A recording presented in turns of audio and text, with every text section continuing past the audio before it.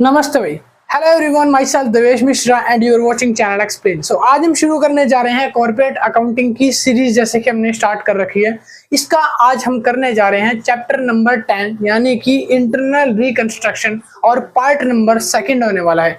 इससे पहले के वीडियो लेक्चर्स अगर आपने नहीं देखे तो भाई डिस्क्रिप्शन में ना सारे वीडियो लेक्चर्स के लिए पूरी प्लेलिस्ट है, और पूरी प्लेलिस्ट का लिंक डिस्क्रिप्शन में है, तो जाकर के एक एक करके सारे चैप्टर्स को देख डालो। और अगर किसी को भी इसके इंपॉर्टेंट क्वेश्चन आंसर वाली बुक परचेज करनी है या आपको कॉर्पोरेट अकाउंटिंग सीरीज के नोट्स बाय करनी है तो नोट्स बन चुके हैं। स्पेशल क्वेश्चन आंसर की बुक भी रेडी है। अगर आपको लेना है तो आप व्हाट्सएप पे जाके मैसेज कर दो। व्हाट्सएप नंबर आपको डिस्क्रिप्शन में मिल जाएगा और बोर्ड पर ऊपर आपको मिल जाएगा, ये लिखा हुआ है।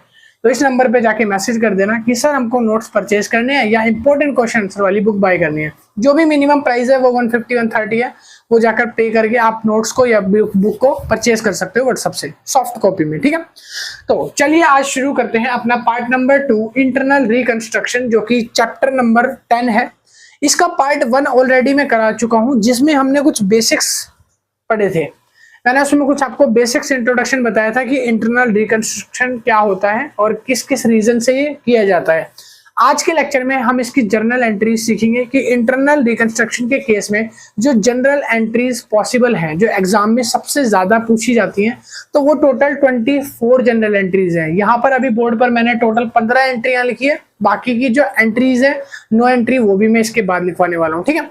तो चलिए शुरू करते हैं, लाइन वाइज एक एक करके सारी एंट्रीज को समझते हैं, ठीक है।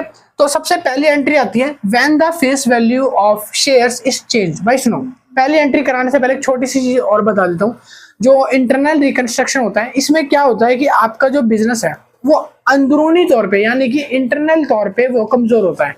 हो सकता है उसके पास लॉसेस ज्यादा हो रही हो, या फिर उसके ह्यूज एक्यूमुलेटेड लॉसेस हो, या फिर वो किसी फाइनेंशियल क्राइसिस से गुजर रहा हो, ठीक है। तो इस वजह से ये जो स्थिति है इंटरनल रिकंस्ट्रक्शन की वो उत्पन्न होती है। अब यहाँ पर जितनी भी एसेट्स होती हैं, अगर वो अंडर वैल्यूएशन होती है यानी कि एसेट्स की मूल्यांकन कम होता है, या फिर जो लायबिलिटी होती हैं उनको हमने ज्यादा ही दिखाने के बदले कम दिखा रखा होता है, जो एसेट्स होती हैं उनको कुछ ज्यादा ही ओवर वैल्यूड करके दिखा रखा होता है, तो ऐसी जगह पे जहां हमारी लायबिलिटीज वगैरह जो है कम दिखा रखी होती है और एसेट्स को ज्यादा दिखा रखा होता है, इस केस में हम क्या करते हैं, एक रिवैल्यूएशन अकाउंट बनाते हैं, ठीक है। क्या बनाते हैं, एक कैपिटल रिवैल्यूएशन अकाउंट बनाया जाता है। उसमें जितनी भी इसकी एडजस्टमेंट एंट्रीज होंगी, यानी कि अगर कोई लॉसेज है वो, कोई भी प्रॉफिट है वो, और जनरल रिजर्व वगैरह है वो, ऐसी चीजों को ट्रांसफर किया जाता है कैपिटल रिकंस्ट्रक्शन अकाउंट में, ठीक है। या बोल सकते हो कैपिटल रिवैल्यूएशन अकाउंट में। तो वो भी हम एंड में सीखेंगे कि किस तरीके का फॉर्मेट होता है उसका, और उसकी जनरल एंट्री के न्यूमेरिकल क्वेश्चन जो होंगे वो हम पार्ट 3 में करवाएंगे, ठीक है। अभी आज सिर्फ ये समझ लो कि जितनी भी एसेट्स में ऊपर नीचे होता है, जितना भी बैलेंसिंग फिगर करना होता है, ये सारा रिकंस्ट्रक्शन अकाउंट में जाता है, यानी कि उसको हम बोलते हैं reduction account, capital reduction account या कैपिटल रिवैल्यूएशन अकाउंट भी उसको बोल सकते हो। तो रिडक्शन अकाउंट में सारा जाता है, ठीक है। रिडक्शन अकाउंट अब मैंने आपको बता दिया क्या होता है, जहां पर असेट्स और लायबिलिटी का जो भी प्रॉफिट एंड लॉस हिस्सा होता है वो सारा रिडक्शन अकाउंट में जाता है। अगर एंट्री में मैं जहां जहां रिडक्शन अकाउंट पढ़ूंगा या जहां जहां रिडक्शन अकाउंट का जिक्र आएगा, उस जगह पे आप समझ जाना कि वहां पर कुछ ना कुछ प्रॉफिट फिगर ऊपर है या तो नीचे होगी, समझ आया। चलिए भाई पहले एंट्री शुरू करते हैं। पहली एंट्री शुरू करते हैं भाई। सबसे पहली एंट्री है when the face value of share is change. कह रहा है कि जब आपके शेयर्स की फेस वैल्यू चेंज हो जाती है। यहाँ एक होती है फेस वैल्यू यानी कि paid up value of share, और दूसरी होती है आपकी जो फेस वैल्यू होती है वो। पेड अप वैल्यू वो वैल्यू जिसको आप पे कर रहे हो, और फेस वैल्यू वो जो मार्केट वैल्यू है वो। तो दोनों वैल्यू अगर चेंज रहती है यहाँ पर, तो उनके केसेस में एंट्रियां भी अलग अलग पास होती है। पहली एंट्री है जब आपकी फेस वैल्यू में चेंज आता है, फेस वैल्यू में चेंज आता है, मार्केट वैल्यू में चेंज आता है, उस जगह पे पहली एंट्री आपको पास करनी है शेयर कैपिटल अकाउंट डेबिट। ये जो होगा शेयर कैपिटल अकाउंट, ये ओल्ड कैपिटल से होगा, यानी कि जो ओल्ड फेस वैल्यू है आप उसको यहाँ पर दिखाओगे।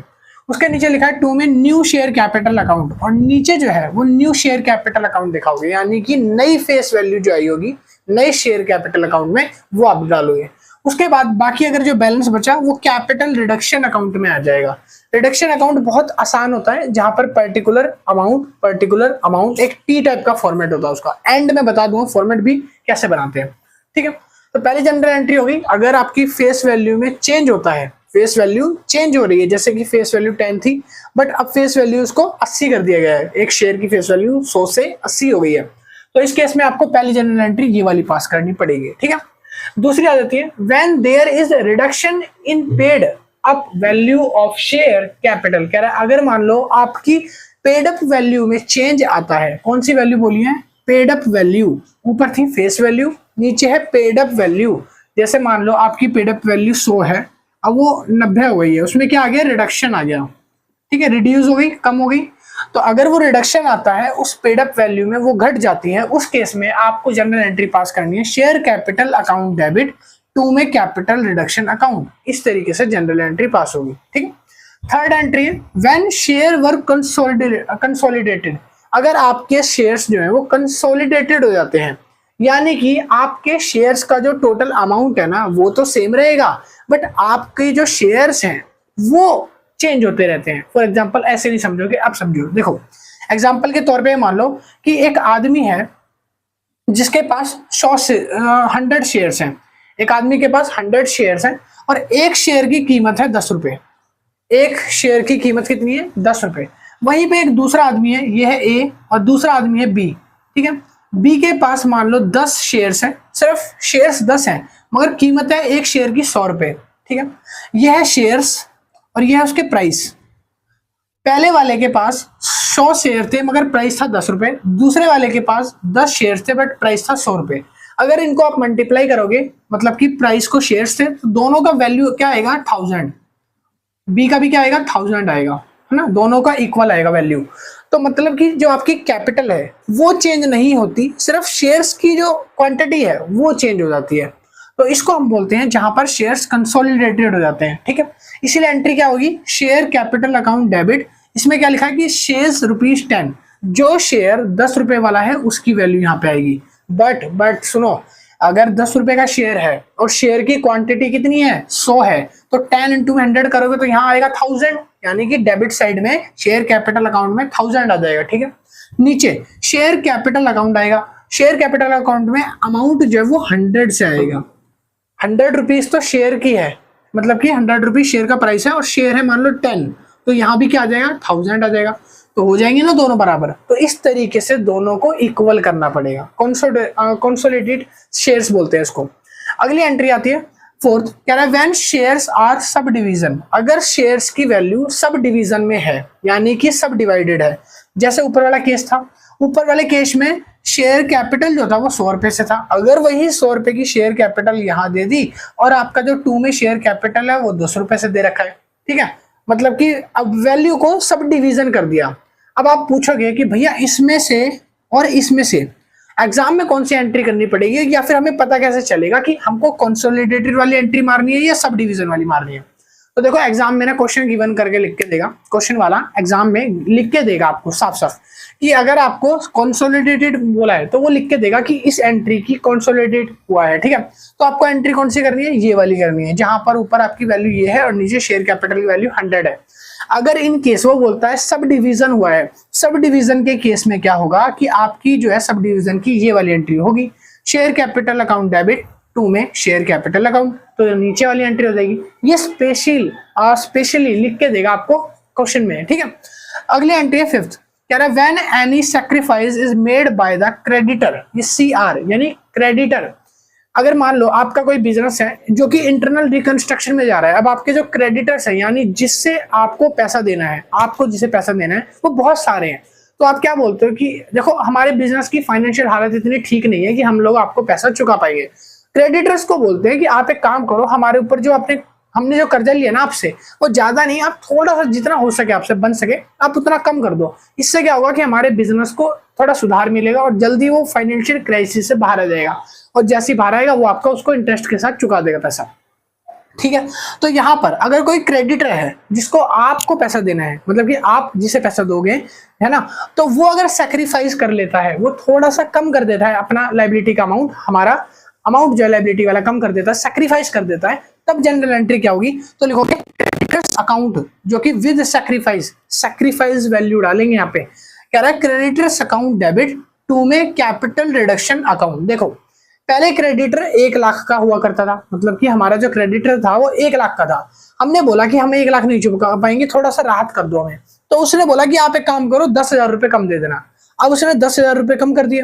वो जो 10,000 रुपए कम करे हैं उसको सैक्रिफाइस बोलते हैं, और वो सैक्रिफाइस अमाउंट क्रेडिटर अकाउंट यानी यहाँ पे 10,000 आएगा, और वो 10,000 जो कम हुए हैं अब वो कहाँ जाएगा, क्रेडिटर साइड में जाएगा, हमारे रिडक्शन अकाउंट में। कैपिटल रिडक्शन हमारी जो है वो इंक्रीज हो जाएगी, कितने से, 10,000 से, क्रेडिट साइड में। ठीक है, तो ये इसका वो जनरल एंट्री हो जाएगा। अगली जनरल एंट्री है 6th, कह रहा है when the value of any asset is appreciated. अगर कोई असेट है जो एप्रिशिएट हो गई है, जो कोई एसेट है आपकी एप्रिशिएट हो गई है, मतलब आपकी किसी एसेट की वैल्यू, यानी कि प्लांट एंड मशीनरी ले लो, आपकी वैल्यू प्लांट एंड मशीनरी की अभी 50,000 है, आपने मार्केट में पता किया, अब वो 80,000 में बिक रही है। 50,000 की आपने सोची थी, आपने तो अंडर वैल्यूएशन कर रखा था, बट वो ओवर वैल्यूएशन में बिक रही है, जाके 80,000 में बिक रही है।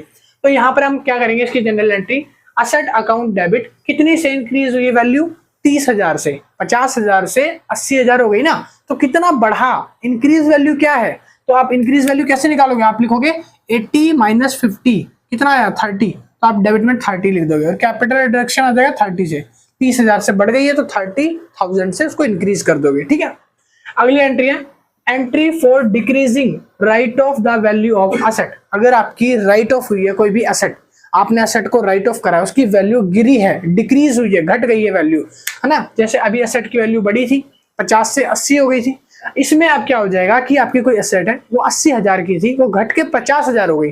अब जनरल एंट्री पास करो, तो कैपिटल रिडक्शन जब पहले हमने क्या करा था, जब बड़ी थी तो क्रेडिट करा था, अब जब वो घट रही है वैल्यू यानी कि लॉस हो रहा है, और लॉस को क्या करते हैं, मॉडर्न रूल क्या कहता है कि debit all expenses and losses, तो हम डेबिट करेंगे कैपिटल रिडक्शन अकाउंट डेबिट 2 में असेट। कौन सी असेट है, मशीनरी है, लैंड है, जो भी फर्नीचर है, फिटिंग है, उस असेट का नाम यहाँ पे लिख के उसको डेबिट क्रेडिट कर देंगे। ठीक है, अगर असेट इंक्रीज हो रही है तो कैपिटल रिडक्शन क्रेडिट होगा, अगर असेट की वैल्यू डाउन हो रही है, राइट ऑफ कर रहे हैं, है ना, घट रही है, तो उसको डेबिट साइड में कैपिटल रिडक्शन दिखाएंगे और 2 में फिर असेट दिखाएंगे। समझ आया। अगली एंट्री है 8 नंबर, कह रहा है for reduction in the value of liability. अगर आपकी लाइबिलिटी जो है वो खत्म हो रही है, कम हो रही है, इसमें लिखा है कि अगर लाइबिलिटी जो है वो रिडक्शन हो रही है। देखो लाइबिलिटी यानी कि कर्जा आपने किसी से ले रखा है, यानी कि आपके कुछ क्रेडिटर्स होंगे, उसको आपको पैसा देना होगा, आप जो है उसे पैसा दोगे।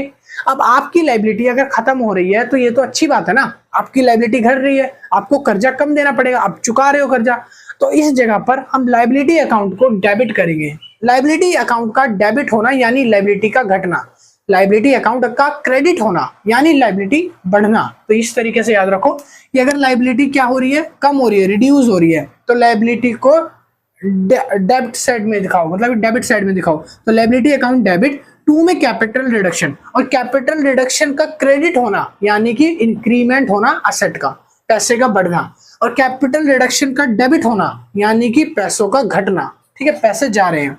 अगली एंट्री है entry for increasing the liability. देखो अब इसका उल्टा हो गया, ऊपर एंट्री में बोला था कि लाइबिलिटी घट रही है तो हमने लाइबिलिटी को डेबिट किया था, है ना, मैंने अभी बताया था कि लाइबिलिटी अगर घट रही है तो डेबिट। अब नीचे क्या हुआ कि इंक्रीज हो रही है लाइबिलिटी, बढ़ रही है लाइबिलिटी, तो लाइबिलिटी बढ़ रही है यानी कि आपके ऊपर और कर्जा आ रहे हैं, लोन आ रहे हैं, तो अब यहाँ पर आपको और ज्यादा पैसा चुकाना पड़ेगा, अब सरदर्द बढ़ेगा, और जब सरदर्द बढ़ेगा तो क्रेडिट का बैलेंस भी बढ़ेगा, तो लाइबिलिटी जो क्रेडिट साइड में आ जाएगी, कहाँ आ जाएगी, क्रेडिट साइड में। और आपका कैपिटल रिडक्शन जो पहले क्रेडिट में था अब वो कहाँ आ जाएगा, डेबिट में, यानी कि वो कैपिटल रिडक्शन कम हो रहा है। तो जब कैपिटल रिडक्शन कम हो तो डेबिट, और लाइबिलिटी इंक्रीज हो तो क्रेडिट। ठीक है, अगली एंट्री आती है 10th, कह रहा है रिकॉर्डिंग न्यू लाइबिलिटी और प्रोविजंस। अगर आपने कोई नई लाइबिलिटी ले ली या कोई नया प्रोविजन ले लिया, उसकी जनरल एंट्री कैसे पास करोगे। तो देखो पहले मेरे पास बहुत सारी लाइबिलिटी है, मान लो मैंने किसी से उधार ले रखा है, इधर से आप लोगों से, मैं हाथ फैलाते ही रहता हूँ।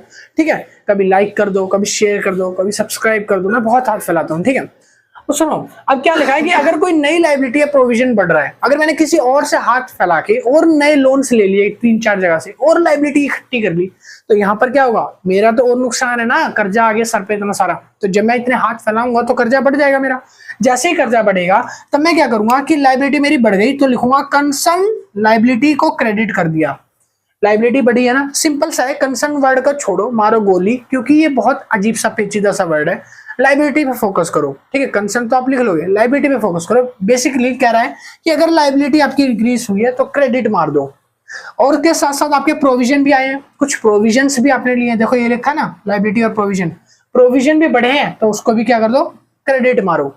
और अगर जो आपकी कैपिटल रिडक्शन है, जब लाइबिलिटी बढ़ जाएगी तो कैपिटल रिडक्शन क्या होगी, डेबिट होगी, क्योंकि वो क्या हो रही है, घट रही है, तो कैपिटल रिडक्शन अकाउंट डेबिट में जाएगा, ठीक है। तो ये है आपकी 10th एंट्री। चलिए आगे पढ़ते हैं 11th। व्हेन कंटीजेंट लाइबिलिटी या unrecorded liability is paid for, कह रहा है आपने कोई भी कंटीजेंट लाइबिलिटी थी या कोई अनपेड या अनरिकॉर्डेड लाइबिलिटी थी जिसको पे कर दिया, पेड फॉर मतलब पे हो गया, हो बैंक से पैसा गया, तो जब पैसा पे कर दोगे, बैंक से पैसा चला जाएगा, तो बैंक अकाउंट क्या हो जाएगा, क्रेडिट, बैंक हो गया क्रेडिट, और कैपिटल रिडक्शन क्या हो गया, डेबिट। कैपिटल रिडक्शन भी तो घटेगा, पैसा वहां से जाएगा। अगर कैपिटल रिडक्शन क्रेडिट होएगा तो पैसा उसमें आ रहा है, अगर डेबिट साइड है यानी पैसा जा रहा है, ठीक है। अगली एंट्री है 12।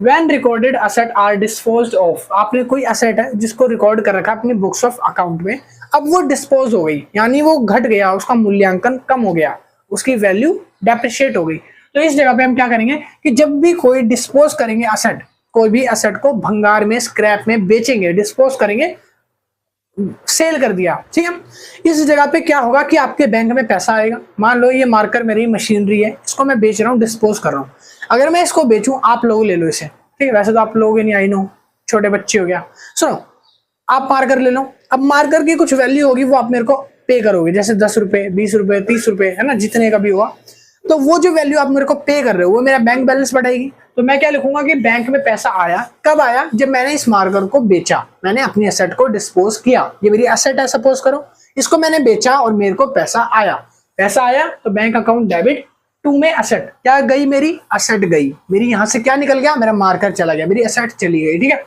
टू में कैपिटल रिडक्शन, और क्या लिखेंगे, टू में कैपिटल रिडक्शन, पैसा आया तो कैपिटल रिडक्शन इंक्रीज होगा ना, कितने से इंक्रीज होगा, प्रॉफिट अमाउंट से, कितने से, प्रॉफिट अमाउंट से। मान लो, सॉरी भाई तब तक ये आ गई थी, सॉरी, ओहो ये ली, अरे यार चली जा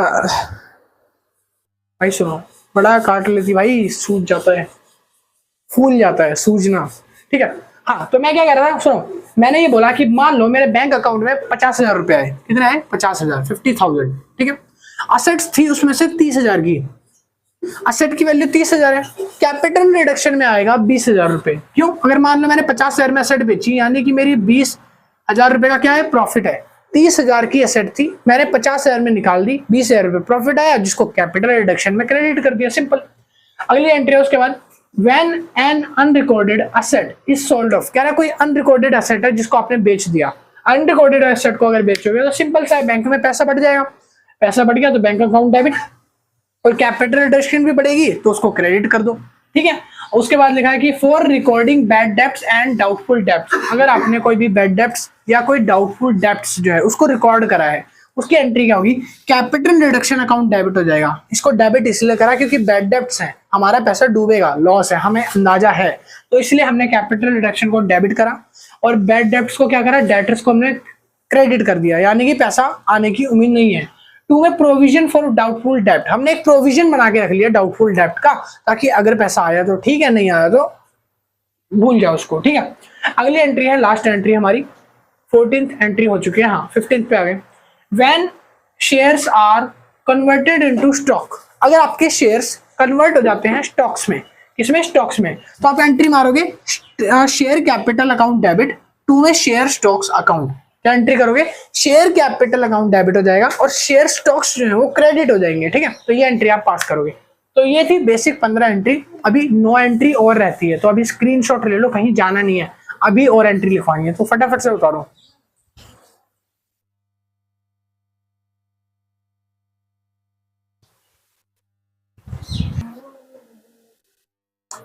नेक्स्ट एंट्री है हमारी एंट्री नंबर 16, जिसमें मैंने लिखा है when reconstruction expense are paid, जब आप रिकंस्ट्रक्शन के एक्सपेंसेस पे करोगे ना, जो भी रिकंस्ट्रक्शन में एक्सपेंस आया, तब आप एंट्री पास करोगे capital reduction account debit, capital reduction debit यानी कि वो घट जाएगा, और टू में बैंक, बैंक से पैसा आपका चला जाएगा, ठीक है।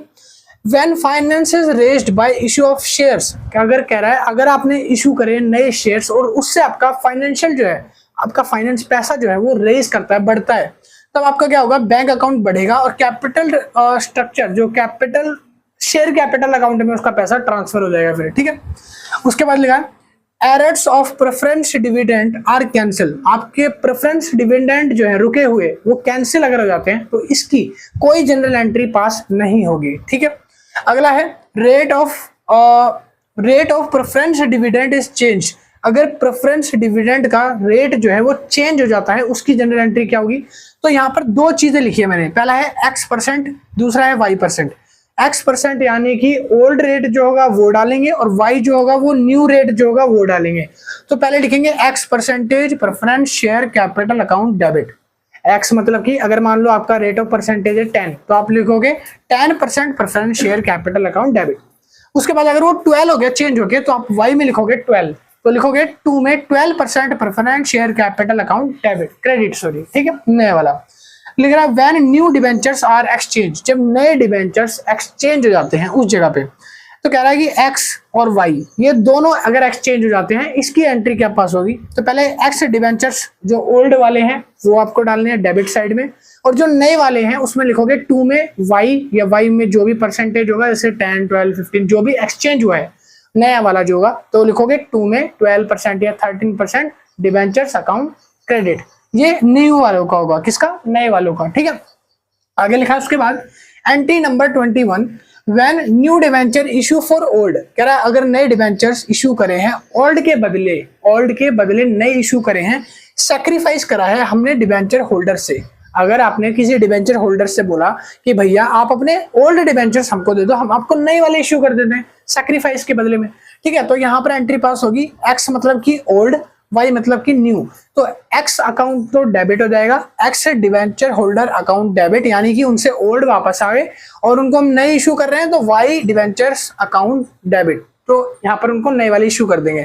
कैपिटल रिडक्शन जो हो जाएगा वो 2 में आ जाएगा, और कैपिटल रिडक्शन के अंदर सैक्रिफाइस या रिड्यूस अमाउंट आ जाएगा, जो भी अमाउंट सैक्रिफाइस हुआ होगा वो, या फिर जो अमाउंट रिड्यूस हुआ होगा, कम हुआ होगा वो, ठीक है, तो उन दोनों में से जो भी होगा वो यहाँ पर कैपिटल रिडक्शन में डल जाएगा, समझ आई।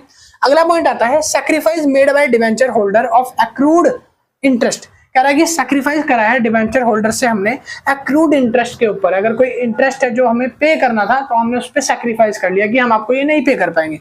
एंट्री पास क्या होगी, आउटस्टैंडिंग या accrued interest on debentures account debit 2 में कैपिटल रिडक्शन अकाउंट, तो ये 2 में आ जाएगा, ठीक है। अपना मतलब पैसा जो है वो बच गया, अपना पैसा जो पे करना था इंटरेस्ट का वो अभी कम लगा, तो कैपिटल रिडक्शन क्रेडिट साइड में दिखाया है, ठीक है। उसके बाद है 23 एंट्री, लास्ट सेकंड एंट्री अपनी, कह रहा है व्हेन प्रोविजन फॉर टैक्सेशन, अगर आपने कोई प्रोविजन टैक्सेशन के लिए या कैपिटल रिजर्व के लिए या सिक्योरिटी प्रीमियम के लिए यूटिलाइज करा है इन पर्पस के लिए, तो एंट्री पास क्या होगी वो समझते हैं। तो अगर प्रोविजन के लिए बनाया है कोई भी टैक्सेशन, तो लिखेंगे provision for taxation account debit हो जाएगा, या आपने कोई कैपिटल रिजर्व अकाउंट बनाया तो वो डेबिट, सिक्योरिटी प्रीमियम के लिए बनाया तो वो डेबिट, और 2 में कहा जाएगा कैपिटल रिडक्शन अकाउंट में, ठीक है। ये 23rd एंट्री है। अब आगे आ जाती है 24th एंट्री जो लास्ट है अपनी, capital reduction is utilized for, capital reduction जो होता है उसको आप यूटिलाइज कर सकते हो किन किन जरिए, कह रहा है पहले राइट ऑफ करने में, राइट ऑफ फिक्सटिटियस असेट्स, जो भी आपकी फिक्सटिटियस असेट्स हैं उनको राइट ऑफ करने के लिए कैपिटल रिडक्शन का यूज करोगे, या तो कोई लॉस होगा या कोई excess value of other asset, कोई भी अदर असेट जिसकी वैल्यू एक्सेस में आ रही है, एक्सेस यानी कि ज्यादा आ रही है, उसमें आप इसको यूज कर सकते हो। जर्नल एंट्री क्या होगी, जनरल एंट्री होगी कैपिटल रिडक्शन अकाउंट डेबिट हो जाएगा, और जो भी चीजें जैसे कि प्रॉफिट एंड लॉस है, गुडविल है, प्रिलिमिनरी एक्सपेंसेस है, या आपका कोई भी डिस्काउंट दिया गया है शेयर्स पे और डिबेंचर्स पे वो, और उसके साथ साथ अदर असेट है या कोई कैपिटल रिजर्व है, ये सारी चीजें क्रेडिट साइड में आ जाएगी। लास्ट जो कैपिटल रिजर्व है इसको हम बैलेंसिंग फिगर बोलेंगे, कि जो भी इसका और इस एंट्री का बैलेंस होगा वो यहाँ बैलेंस करके दिखाया जाएगा, अगर कोई भी बैलेंस है तो यहाँ पर कैपिटल रिजर्व में बैलेंस कर दिया जाएगा, समझ आई। तो ये था आपके पूरे जनरल एंट्री 24 के 24, इसके अलावा कोई भी अलग जनरल एंट्री नहीं आएगी। हाँ, अब एक चीज और, अब मैं आपको बनाना सिखा देता हूं कि आपको किस तरीके से बनाना है कैपिटल रिडक्शन अकाउंट, ठीक है, कैपिटल रिडक्शन अकाउंट, ठीक है। तो आपको कैपिटल रिडक्शन अकाउंट कुछ इस तरीके से बनाना है। लाइन भाई परफेक्ट आ गई है मेरे को बनाने, तो उसके लिए कॉन्ग्रेचुलेशन बोल देना। ये लो भाई, ये आपका कैपिटल रिडक्शन अकाउंट है, ये पर्टिकुलर। पहले लाइन इतनी सीधी नहीं बनती थी, मैं खुद हैरान हूं भाई। यहाँ आएगा पर्टिकुलर और यहाँ पे आएगा अमाउंट, ठीक है। यहाँ पे आपके वो अमाउंट आएंगे, ठीक है।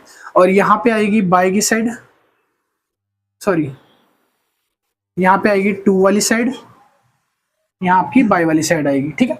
तो ये है आपका फॉर्मेट पूरा का पूरा कैपिटल रिडक्शन अकाउंट का। तो ये आपका फॉर्मेट हो जाएगा पूरा, ठीक है, फॉर्मेट, ठीक है।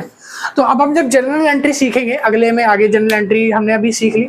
अगला जो पार्ट आएगा यानी कि पार्ट नंबर 3 भी आएगा, उसमें मैं आपको कल एक न्यूमेरिकल क्वेश्चन सॉल्व करवाऊंगा जिसमें कैपिटल रिडक्शन अकाउंट मतलब कि ये वाला भी बनेगा, और साथ ही साथ में आपको कुछ जनरल एंट्री जो मैंने सिखाई है ना, इन्हीं जनरल एंट्रीज के अलावा एक भी फालतू नहीं आएगी, इन्हीं में से आपको क्वेश्चन सॉल्व करके दिखाऊंगा, ठीक है।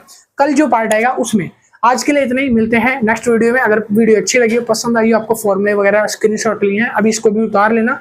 अगर समझ आई, वीडियो पसंद आई तो लाइक करना, शेयर करना और सब्सक्राइब करना, ठीक है। और पार्ट 3 के लिए चैनल को बेल आइकन ऑन कर लेना ताकि आपको नोटिफिकेशन उसका मिल जाए जैसे 3rd पार्ट में डालूं। इससे पुराने लेक्चर्स अगर आपने नहीं देखे तो डिस्क्रिप्शन में पूरा प्लेलिस्ट का लिंक है, वहां से आप जाके सारे देख लेना। और नोट्स अगर आपको बाय करने, मेन चीज भाई नोट्स, अगर आपको नोट्स चाहिए तो उसके लिए आप व्हाट्सएप पे मैसेज करोगे तभी आपको नोट्स मिलेंगे। व्हाट्सएप नंबर डिस्क्रिप्शन में भी है और बोर्ड पर मैंने ये लिख दिया, इस नंबर पे मैसेज कर देना कि नोट्स को परचेज करना है। मिनिमम प्राइस 130 और 150 है, जाके बाय कर लेना व्हाट्सएप से। सॉफ्ट कॉपी आपको प्रोवाइड करी जाएगी, सारे चैप्टर्स के नोट्स 130 150 में मिल जाएंगे। चलिए बाय बाय। अगर इसको उतार लो